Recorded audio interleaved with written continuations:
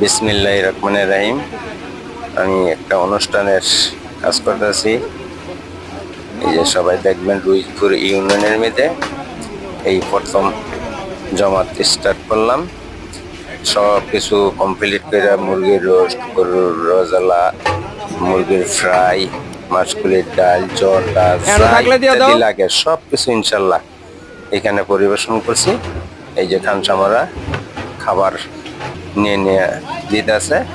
এই যে দেখেন কি সুন্দর করে খাবার নিয়ে দিতেছে, সবাই দেখবেন। উনি হইলো মেয়ের আব্বা।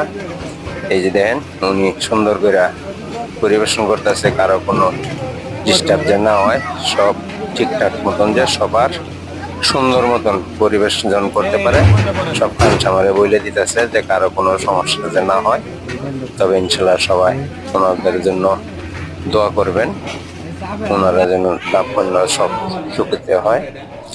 আর দ্বিতীয় হইলো ভাই, এই যে যারা গিফট দেয় এই টেবিলের মধ্যে বসে ইনশাল্লাহ গিফট দেয়।